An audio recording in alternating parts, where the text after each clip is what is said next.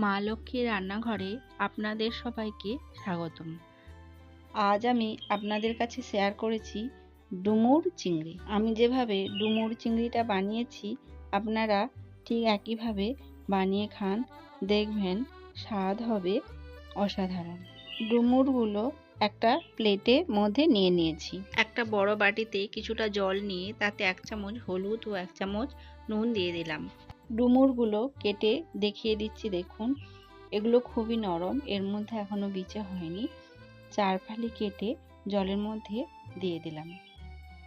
ডুমুরগুলোকে কেটে এভাবে যদি নুন হলুদ জলের মধ্যে রেখে দেওয়া হয় তাহলে এগুলো কালো হয়ে যাবে না।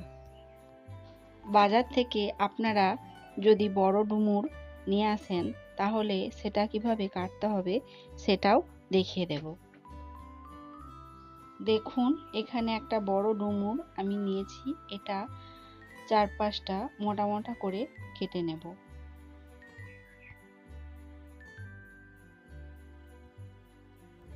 এভাবে দেখুন মোটা মোটা করে আমি কেটে নিয়েছি আর মাঝখানের বিচিটা ফেলে দিলাম। সমস্ত ডুমুরগুলো কাটা হয়ে গিয়েছে, হলুদ জলে ভালো করে ধুয়ে এগুলোকে তুলে নিচ্ছি। নুন হলুদ জলে রাখার ফলে ডুমুরগুলোর মধ্যে একটুও কষ ধরেনি, পুরো পরিষ্কার আছে। আবার এই ডুমুরগুলোকে ফ্রেশ জলে একবার ভালো করে ধুয়ে নিচ্ছি। এই ডুমুরগুলো আমাদের গাছের ডুমুর, প্রায় ডুমুরগুলোই নরম ছিল। ডুমুরগুলো ভালো করে ধোয়া হয়ে গিয়েছে, এগুলো তুলে নিচ্ছি। প্রথমে ডুমুরগুলো সিদ্ধ করে নেব। সিদ্ধ করার জন্য এখানে ডুমুরের মধ্যে খুব বেশি জল ব্যবহার করব না, ডুমুরের জল গেলে ফেলে দেব না। ডুমুরটাকে নুন ও হলুদ দিয়ে সিদ্ধ করে নেব। সিদ্ধ হওয়ার জন্য ঢাকা দিয়ে দিলাম। এখানে আমি কিছুটা চিংড়ি মাছ নিয়ে নিয়েছি। চিংড়ি মাছটা প্রথমে নুন ও হলুদ মাখিয়ে নিচ্ছি। এখানে আমি আমার প্রয়োজন মতো মাছ নিয়েছি, আপনারা আপনাদের প্রয়োজন মতো বড় বা ছোট সাইজে চিংড়ি মাছ নিয়ে নেবেন। ডুমুরগুলো সিদ্ধ হয়ে গিয়েছে, এবার এগুলো নামিয়ে নেব।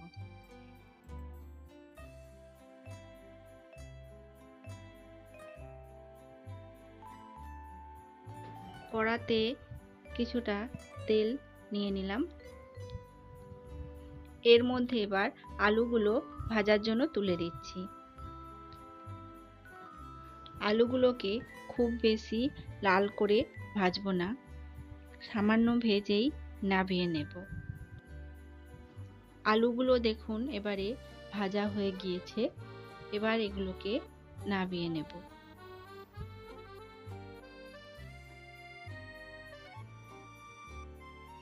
সমস্ত আলুগুলো তুলে নিয়েছি। আলু ভাজার তেলের মধ্যেই চিংড়ি মাছগুলো ভাজার জন্য তুলে দিলাম। চিংড়ি মাছগুলো দেখুন ভাজা হয়ে এসেছে, এবার এগুলোকে তুলে নেব। কড়ার মধ্যে আরো কিছুটা তেল নিয়ে নিলাম। 1/2 চামচ জিরে ফোড়ন দিলাম। একটা তেজপাতা কেটে দিয়ে দিলাম। জিরেটা ভালোভাবে ভাজা হয়ে গেলে গ্রেট করে রাখা 1 চামচ আদা এর মধ্যে দিয়ে দিলাম।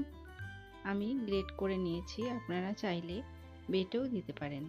আদাটা ভালোভাবে ভাজা হয়ে গেলে একটা বড় সাইজের পেঁয়াজ কুচি এর মধ্যে দিয়ে দিলাম। পেঁয়াজটাকে হালকা করে ভেজে নেব। পেঁয়াজটা দেখুন হালকা গোলাপি রং ধরে গিয়েছে, এর মধ্যে এবার কুচিয়ে রাখা 2টো টমেটো দিয়ে দিলাম।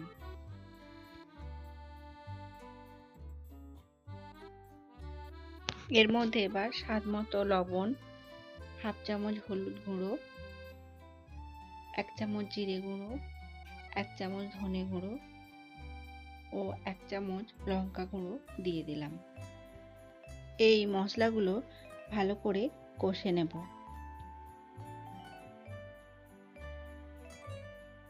মশলা কষার সময় লেগে না যায় তার জন্য কিছুটা জল দিয়ে এই মশলাটা ভালোভাবে কষে নেব। দেখুন মশলা কষতে কষতে টমেটোটা মশলার মধ্যে পুরো মিশে গিয়েছে। মশলা থেকে তেল ছাড়তে শুরু করে দিয়েছে। মশলাটা এবার কষা হয়ে গিয়েছে। এর মধ্যে আগে থেকে সিদ্ধ করে রাখা ডুমুরগুলো দিয়ে দিলাম। ডুমুরগুলোকে মশলার মধ্যে ভালোভাবে কষে নেব।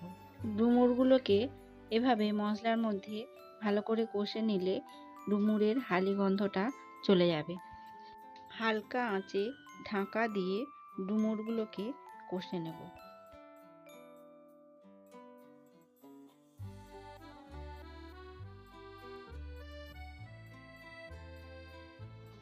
ডুমুরগুলো ভালোভাবে কষা হয়ে গিয়েছে। এবার এর মধ্যে আগে থেকে যে আলু ভেজে রেখেছিলাম সেগুলো দিয়ে দিলাম। আলু, ডুমুর ও মশলা সব একসঙ্গে আরও একটু ভালোভাবে কষে নেব। হালকা আঁচে ঢাকা দিয়ে কিছুক্ষণ রেখে দেব। আলু, ডুমুর ও মশলা সমস্ত ভালোভাবে কষা হয়ে গিয়েছে।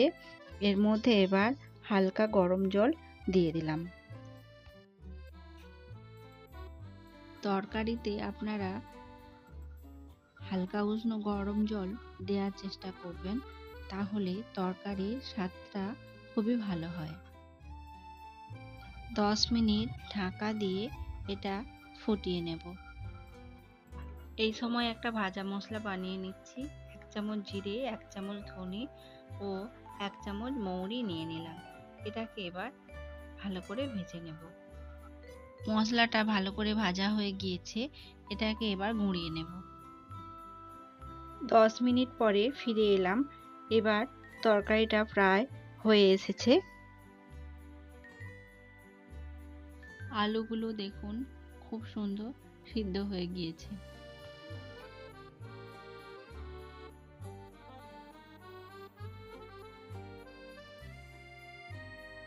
এর মধ্যে এবার আগে থেকে ভেজে রাখা চিংড়ি মাছগুলো দিয়ে দিলাম।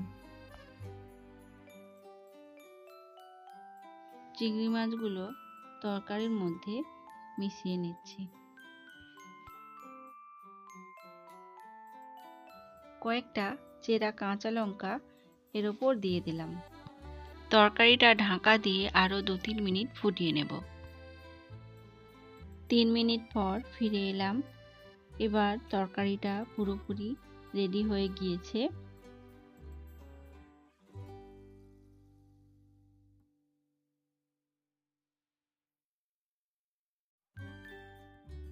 সবশেষে স্বাদের ব্যালেন্সের জন্য 1 চামচ চিনি দিয়ে দিলাম।